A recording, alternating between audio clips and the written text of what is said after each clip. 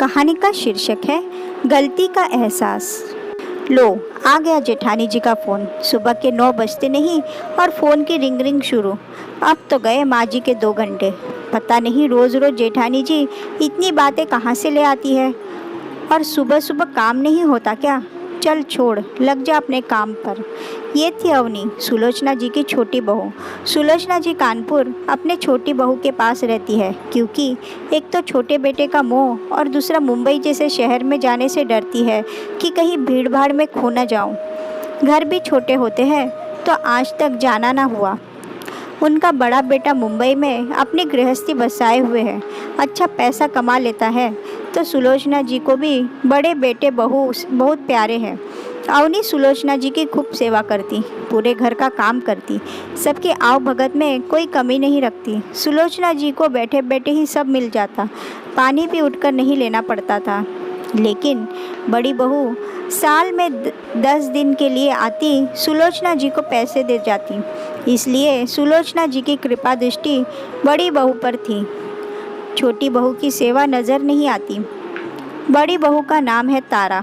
बातूनी, जितनी चाहे बात करा लो, पूरी दुनिया का काम छोड़ के घंटों बात कर सकती है। बस उसी का फ़ोन है। पाए लागू माँ जी, आपसे जब तक बात ना हो निवाला ही नहीं उतरता गले से। और बोलिए, कैसी हैं आप? कुछ सामान ला दूँ मुंबई से? वैसे हम 2 दिन बाद आ रहे हैं, 10 दिनों के लिए। छोटी को बोल के मेरा कमरा साफ करा देना। अरे बहू, आज तो सुबह सुबह दिल खुश कर दिया। बस अब जल्दी आओ। अवनी, ओ अवनी, कहाँ मर गई? आई माँ जी, हाँ बोलिए। क्या बोलिए? सुन, परसों तेरे जेठ जेठानी आ रहे हैं, अच्छे से साफ कर देना उनका कमरा और बाथरूम में ज़रूरत का सामान रख देना। मुंबई में रहते हैं, यहाँ कोई कमी नहीं होनी चाहिए। तेरे कमरे का कूलर उनके कमरे में रख दे, बेचारे गर्मी में कैसे रहेंगे। सही बात है माँ जी, हमें तो आदत है कम में गुजारा करने की। जेठानी जी तो पैसे वाली है, उनकी सुविधा तो देखनी पड़ेगी। अवनी ने मन ही मन सोचा। अवनी, कसले कमर, आने वाले 10 दिन बड़े भारी है। राहु केतु जाने किस किस का योग बन रहा है। 2 दिन बाद जेठानी जी और जेठ जी का पदार्पण हुआ। तारा मैडम को स्लीवलेस कुर्ते और जीन्स में देखकर एक बार तो सुलोचना जी के लोचन भी चकित हो गए। पहली बार अपनी बहू को इस रूप में देखा था।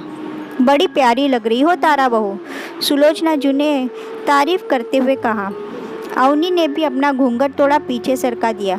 बहती गंगा में हाथ ही धो लिए जाए। मम्मी जी बड़ी कमज़ोर हो गई हैं। क्यों? अवनी अच्छे से ध्यान नहीं रखती? सही बोल रही हो आप जेठानी जी, माँ जी को आप सबको बहुत याद करती है, तभी तो याद कर कर के दुबली हो गई है माँ जी। इस बार आप कुछ दिन के लिए अपने साथ ले जाओ, माँ जी को भी दिखाओ मुंबई नगरिया। मैं तो कब से ले जाना चाहती हूँ, मम्मी जी ही नहीं आती। हमारे भी ठाठ देखे, मुझे भी तो सेवा का मौका दीजिए मम्मी जी, जेठानी जी ने बिना मन के कहा। जाओ तारा, अपने कमरे में आराम कर लो। अवनी, तू जा चाय बना। तारा बेटा, कुछ ज़रूरत हो तो बोलना। हाँ मम्मी जी। दोपहर में खाने के बाद सभी बैठे थे। अब थी तोहफों की बारी, जिसे देखकर सुलोचना जी बड़ी खुश होती थी। लीजिए माँ जी, आपके लिए ब्रांडेड घड़ी लाई हूँ। घड़ी तो बहुत सुंदर है जेठानी जी, लेकिन माँ जी देखेंगी कैसे? माँ जी कब से मुंबई आके आँख का ऑपरेशन कराना चाह रही है, पर आप टाल देते हैं। माँ, इस बार आप मेरे साथ ही चलो, सुलोचना जी के बड़े बेटे ने कहा। जेठानी जी ने घूर के अपने पति को देखा और मना करने का इशारा किया। अरे जी, आप भी क्या बात कर रहे हैं? एक काम कीजिए, 50,000 रुपये दे दीजिए, यही करा लेंगे ऑपरेशन। अब इस उम्र में सफ़र कैसे करेंगी? जेठानी जी, आप क्यों इतनी चिंता करती है?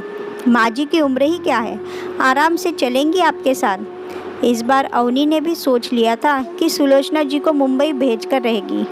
ना चाहते हुए भी तारा को सुलोचना जी को मुंबई लाना पड़ा। तारा को अपनी आज़ादी बड़ी प्यारी थी। 1-2 दिन तो ठीक चला, सुलोचना जी का मन भी लग गया। एक दिन तारा की कुछ सहेलियाँ आई, सभी ऊंचे तबके के लोग। आते ही उन्होंने पूछा, ये किसे ले आई तारा तेरे घर में? नई काम वाली लाई है क्या गांव से? नहीं नहीं, कैसी बात कर रही हो?